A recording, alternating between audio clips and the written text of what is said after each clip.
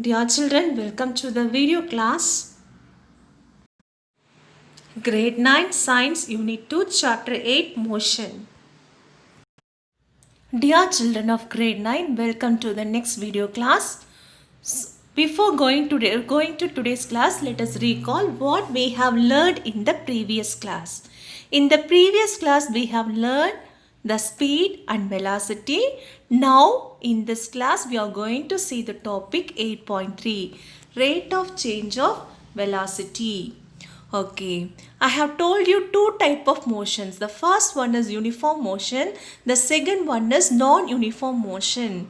Children, can we recall what is uniform motion? Uniform motion means the object travels equal distance at equal time intervals.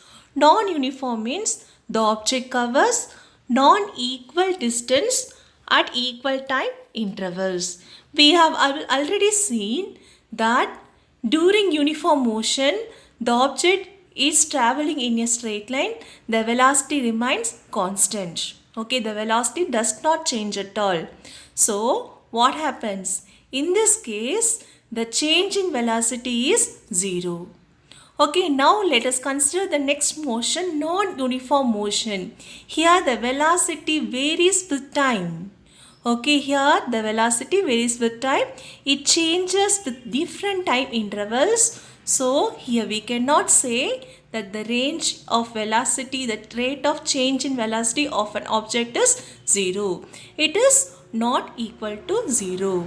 Now, we are going to see the change in velocity of the object. Okay, for that I am going to introduce one term, acceleration. Okay, so what is that term? Acceleration. So what is meant by acceleration? Okay, acceleration is the change in the velocity of the object per unit time. Okay, so what is meant by acceleration? Change in velocity per unit time. So this is the formula for acceleration, change in velocity divided by time taken. Okay, so I told you change in velocity, isn't it? Let us take the initial velocity as u and the final velocity as v. Okay, so what is the unit of velocity? Meter second part minus 1. Okay, the initial velocity is u and the final velocity is v. So the acceleration is denoted by the letter small a. Acceleration is denoted by the letter small a. So a is equal to v minus u divided by t. That is final velocity minus initial velocity divided by t. So what is the unit? So meter second power minus 2. The unit is meter second power minus 2. Okay. So this acceleration can have the positive value or it can also have the negative value. I told you speed and velocity, they will be having only the positive value. But this acceleration may have positive value or it may have negative value. So what is meant by positive? How can we say the acceleration is taken as positive? If the acceleration is in the direction of velocity, we can say it is positive. If it is opposite to the direction of velocity, we can say that it is negative. Their unit is meter second power minus 2. Okay, children, have you all understood? Yes. Now, let us take a uniform motion. Okay, let us take a uniform motion. So, in the uniform motion, the object travels in a straight line. Okay, the object travels in a straight line. So, what happens? The velocity, it may increase or it may decrease at equal time intervals. Okay, so we can also say that the acceleration is uniform. Okay, what does it mean? For a uniform motion, the acceleration is also uniform. Okay, yes. Now, an example is given for uniformly accelerated motion, that is the motion of a free falling object. Okay, go to your stairs.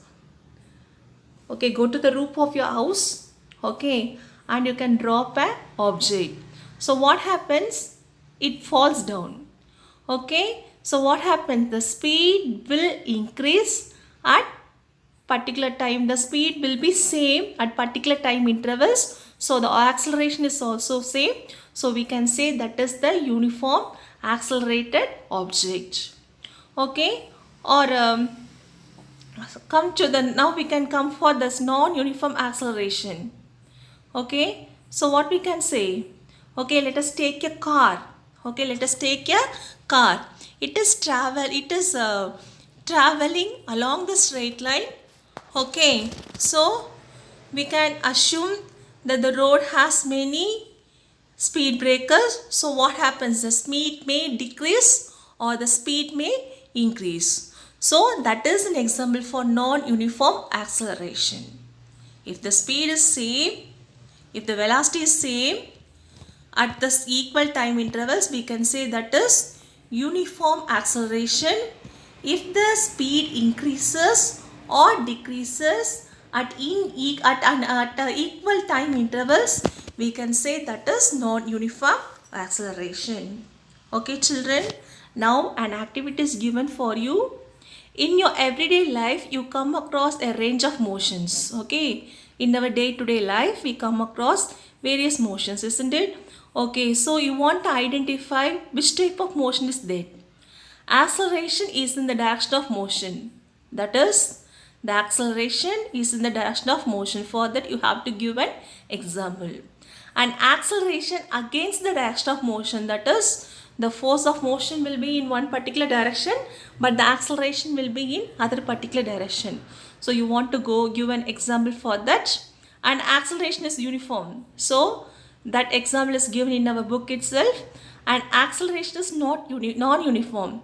So that is also given in our book itself. Can you identify one example? Each of the above type of motion. For each and everything, we have to identify one example.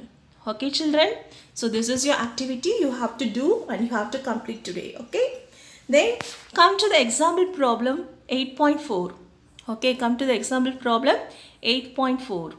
Okay, starting from the stationary position, Rahul pedals his bicycle to attain a velocity of 6 meters per second in 13 seconds. Then he applies brakes such that the velocity of the bicycle comes down to 4 meters second per minus 1 in the next 5 seconds. Calculate the acceleration of the bicycle in both cases.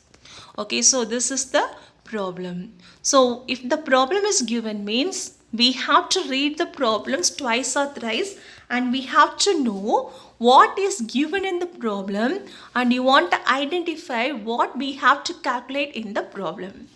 Okay, see children. Okay, Rahul pedals from stationary position. Stationary position means from rest. Okay, the other meaning for stationary is rest. Okay, the other meaning for stationary is rest. Okay, if it is rest means the initial velocity will be 0. So u will be 0. Okay, the initial velocity u will be 0.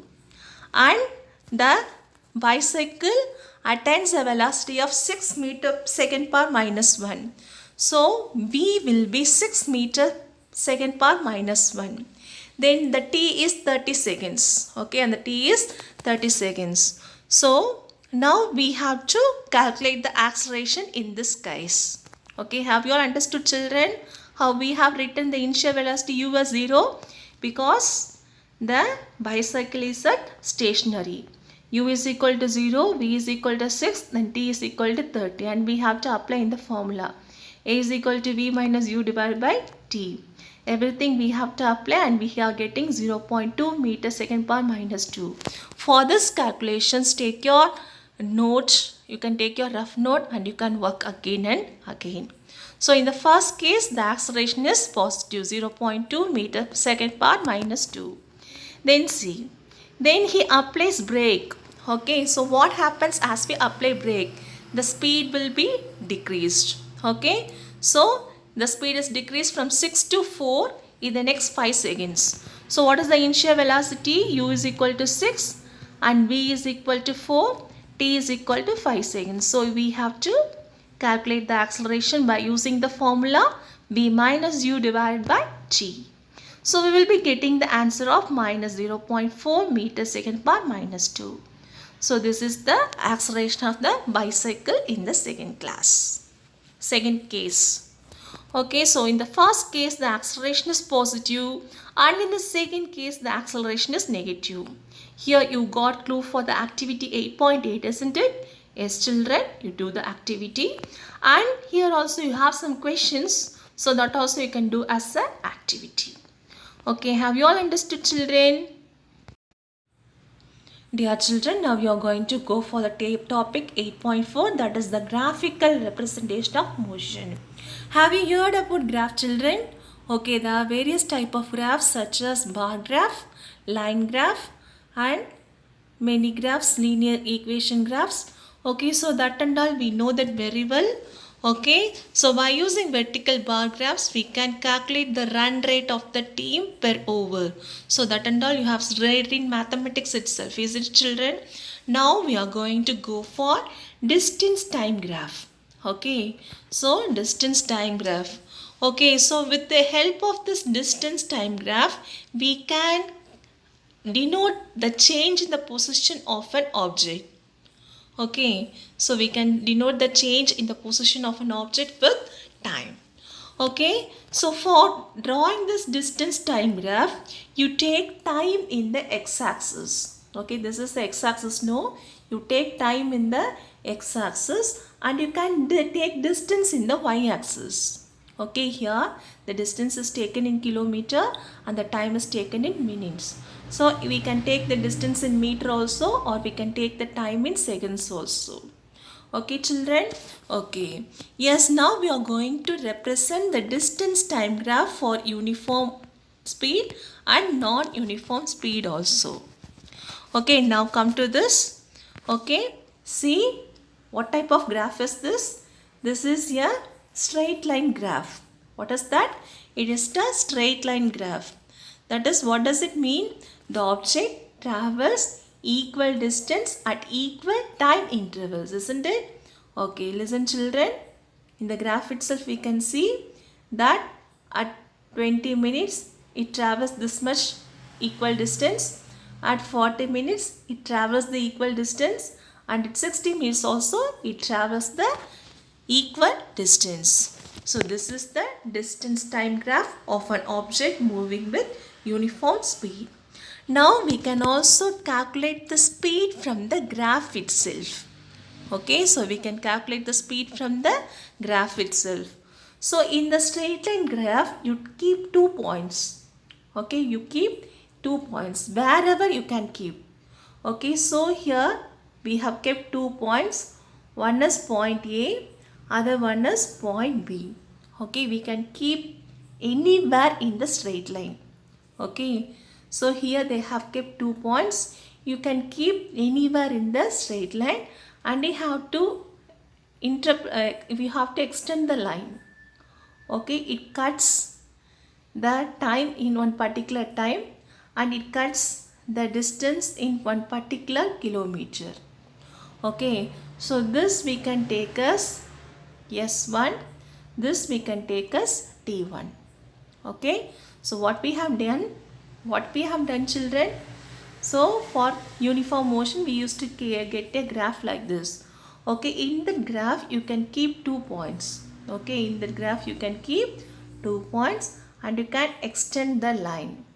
It cuts the time axis in one particular time, so that we can take as T1, and this we can take as S1.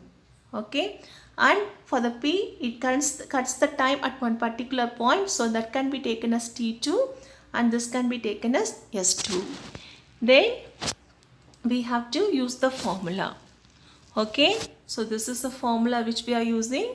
Speed is equal to S2 minus S1 divided by T2 minus T1. So we can, from the graph itself, we can find out what is S2. So S2 is 38. Okay, S2 is 38. Then what about S1?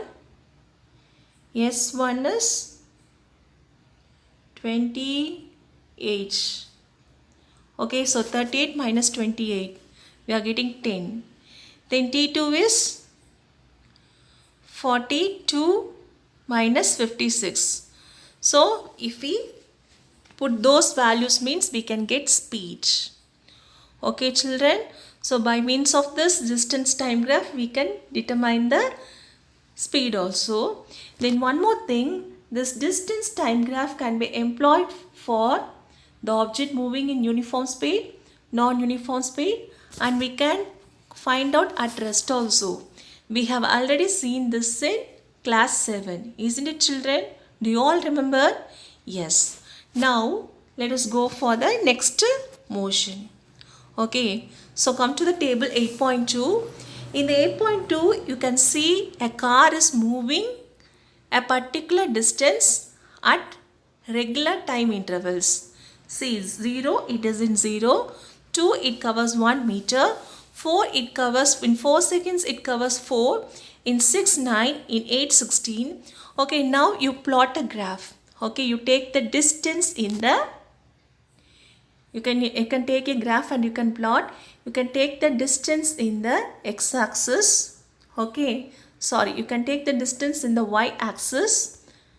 Okay children, you can take the distance in the y-axis and you can take the seconds in the x-axis and you can plot a graph. If you plot so, you get a graph like this. Okay, it is a straight line graph or it is a non-linear graph. It is a non-linear graph.